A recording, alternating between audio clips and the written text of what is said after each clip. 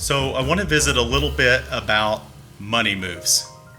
And the reason this caught my attention is I've seen a lot of experts on social media and different people opining as to, it's time to get your money out of the market now, or, it's going to be the end of the world as we know it, or this is going to happen and you need to act quickly or you could lose most of your money.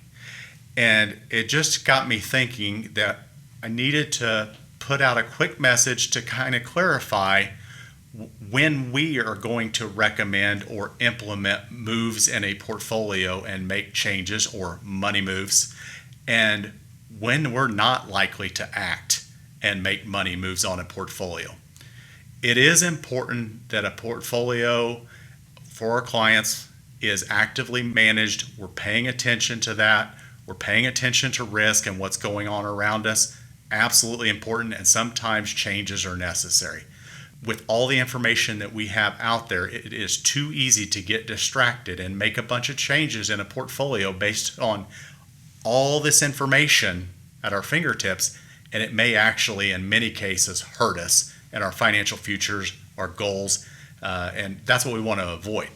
So when might we, or when will we, make money moves in a portfolio? We're going to make changes in your portfolio within allocations where needed.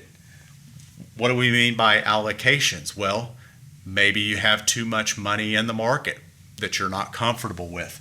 Maybe the market performance has done so well in recent months or years that your portfolio has appreciated greatly and you have a lot more exposure into the market in investments that are volatile than you originally intended. That is a reason why we would make moves in the portfolio and maybe reduce some of that exposure to get it back to something that would be more in line with what our client might be wishing for. Or maybe there's some long-term factors out there like demographics, changes in those age groups, spending habits, all of those. Or maybe there's secular changes going on. Maybe there's changes in sector dominance. Maybe certain industries or sectors might be focused on and others might be peeled back. Those are reasons that we would make changes. Maybe there's long-term economic impacts to consider, and managers or ourselves managing a portfolio would make changes based on some of those longer-term outlooks. We might adjust individual investments when appropriate. So if you own a basket of different individual investments and maybe our firm or other analysts that we follow have downgraded those investments, that might be a reason to make a move out of that into something else. That would be a reason we might consider making a change. Maybe there's manager changes. Maybe an investment that we own for one of our clients in the portfolio, maybe a manager's been on that investment for 20 years and they've left and gone to another competitor shop, and that 20-year past performance that looks so good is now really in question because that person's gone. That'd be a reason to make a money move and move some things around. Maybe we would be adjusting based on the client's individual situations. Maybe you're retiring early or later. We might make adjustments in the portfolio to compensate for that. Maybe you're going to need liquidity in the short term. Maybe something's come up, you're moving to relocate, and you're going to have some down money to purchase a home, or you're going to have moving expenses, or any number of things. We're going to make some adjustments in the portfolio if you need extra cash in the next months. Maybe you've had a change to your financial situation for good or bad. We're going to make changes on that. Maybe your risk tolerance or the amount of volatility up and down in your account that you can tolerate is going down. Maybe you want to take less risk because you're 5 or 10 years older than you were before and you need to reduce the risk in your portfolio. These are all reasons, and there's others, but these are all reasons, logical, measurable reasons why we might adjust or make money moves in a portfolio. Typically, when will we not make money moves. We will usually or not make money moves based on fear or panic scenarios. And I've seen, and you all have too, seen tons of these throughout the years if you've been investing very long. One that always I go back to is in 2011, there was a expert who predicted the end of the world and the Western civilization as we know it, and you needed to get out of the market.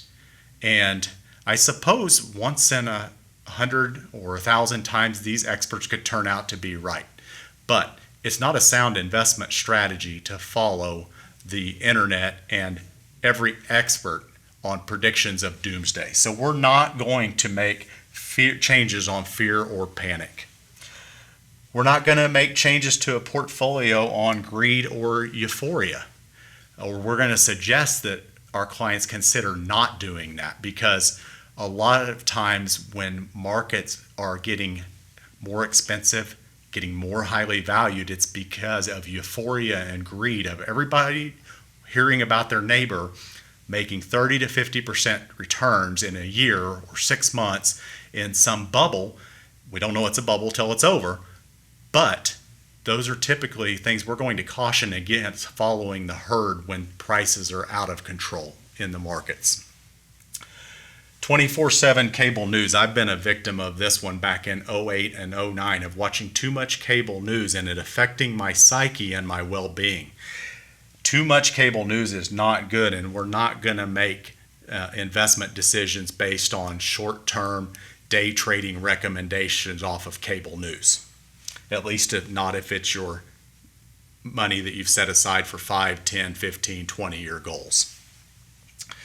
We talked already about that. Internet experts calling for the flavor of the week, buy this, buy that. Political-based hypotheticals, which is a hot topic. But basically what I mean by that is making assumptions, and I've seen a lot of these out there over time, of tax rates are going up under the current situation and they're going to go to this number and you need to make these investment changes based on that. Or there's going to be a change in a political party and that means X or Y for the market and you need to adjust for that. Most of the time I've seen personally from working with our clients that that is not a good strategy. So unless it's some longer term trend or something that we can more verifiably measure, we're probably not going to rush down that rabbit hole of making split decisions based on what political things or outcomes could happen, because they usually don't happen the way that are predicted to. It usually doesn't happen, or it's something in between. So we don't want to make knee-jerk reactions based on political hypotheticals. And then we will never 100% try to time the market. It's okay when markets have done well. It's okay to take that cake with the icing on top and scrape off a lot of that icing of profits during good times and have some money, some powder dry in the keg that we can put to work and hopefully buy some things cheaper at some point. But what we won't ever recommend or won't do is saying an all-out call of we got to do this and go all to cash, or we got to go and do all of this. Those aren't typically good money moves. Those are money moves in a portfolio that we're going to avoid. So in summary, I think most of us logically this makes sense, but our brain gets overwhelmed with the amount of information out there that's available at our fingertips. It takes a filter to run that through our brains to try to make logical, long-term money investment decisions and moves. That's what we're here for. That's what we're trying to counsel you, our clients, on every day, is to make those wise money moves. And we're not going to be right every time, but experience, a cool head, goes a long ways toward making better decisions.